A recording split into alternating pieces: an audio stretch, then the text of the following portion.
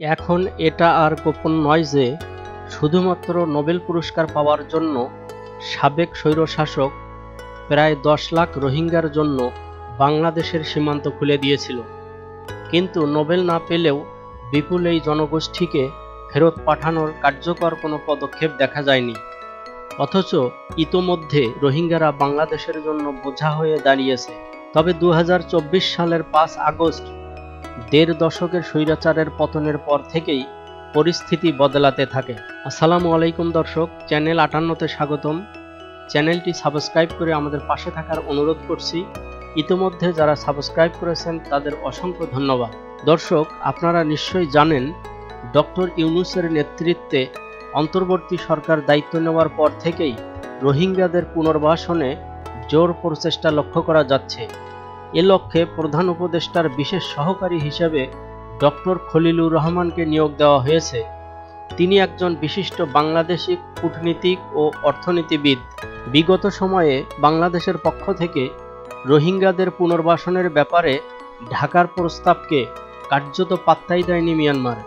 তবে ইউনূস সরকারের কার্যকর পদক্ষেপের কারণে এখন সেই জান্তা সরকারই ঢাকার সঙ্গে আলোচনায় বসার প্রস্তাব দিয়েছে। সদ্য সমাপ্ত রমজান মাসেই জাতিসংঘ মহাসচিব অ্যান্থনিও গুতেরেস বাংলাদেশ সফর করেছেন। সফরে তিনি রোহিঙ্গা ক্যাম্পে গিয়ে লক্ষাধিক রোহিঙ্গা জনগোষ্ঠীর সঙ্গে ইফতার করেছেন, যেখানে প্রধান উপদেষ্টা ডক্টর ইউনূস নিজেও উপস্থিত ছিলেন। রোহিঙ্গাদের পুনর্বাসনের ক্ষেত্রে ওই উদ্যোগকে অতীব গুরুত্বপূর্ণ হিসাবে দেখা হচ্ছে।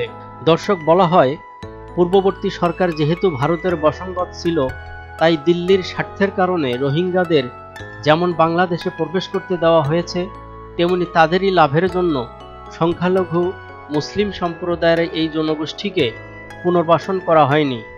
তাছাড়া রোহিঙ্গাদের পুনর্বাসন না করার পেছনে চীনেরও স্বার্থ জড়িত। তবে সদ্যই ৪ দিনের চীন সফর শেষ করেছেন ডক্টর ইউনূস। মনে হচ্ছে এই সফরেই রোহিঙ্গা নিয়ে ভারতের খেলা ফাইনাল হয়ে গেছে। সেটা স্পষ্ট বোঝা যাচ্ছে অন্তর্বর্তী সরকারের এক বার্তা থেকেই। দর্শক, ঈদুল ফিতরের মাত্র কয়েক ঘন্টা আগে রোববার প্রধান উপদেষ্টার দপ্তর থেকে একটি শর্ট ভিডিও বার্তা প্রকাশ করা হয়েছে। সংস্কৃতি বিষয়ক মন্ত্রণালয়ের পক্ষ থেকে নির্মিত ১ মিনিট ২২ সেকেন্ডের ভিডিওতেই সেই বার্তা স্পষ্ট করা হয়েছে। ভিডিওর শেষের দিকে ইংরেজিতে লেখা হয়েছে, Rohingya were forced to leave their homes in Myanmar because of brutal persecution. They have since been living in refugee camps in Bangladesh. According to UNHCR, more than 10 lakhs individuals are living at the Rohingya refugee camp. 52% of them are children. অর্থাৎ নৃশংস নির্যাতনের কারণে রোহিঙ্গারা মিয়ানমারে তাদের বাড়িঘর ছাড়তে বাধ্য হয়েছিল।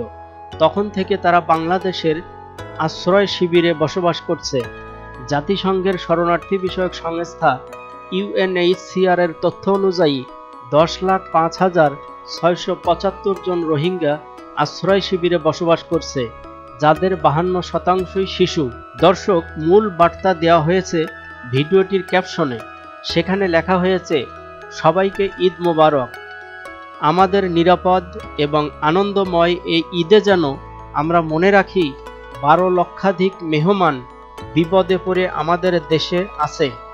দোয়া করি তারা যেন আগামী ঈদ নিজের দেশে করতে পারে। এদিকে ইউনূস সরকারের অন্যতম অঘোষিত পার্টনার বিশিষ্ট লেখক, গবেষক ও অ্যাক্টিভিস্ট পিনাকি ভট্টাচার্য এক পোস্টে সরকারের এই উদ্যোগের ভূয়সী প্রশংসা করেছেন। তিনি লিখেছেন, ঈদকে যে পলিটিক্যালি এইভাবে প্রেজেন্ট করা যায় তা প্রফেসর ইউনূস দেখিয়ে দিলেন। Hats off to you commander, Eid Mubarak.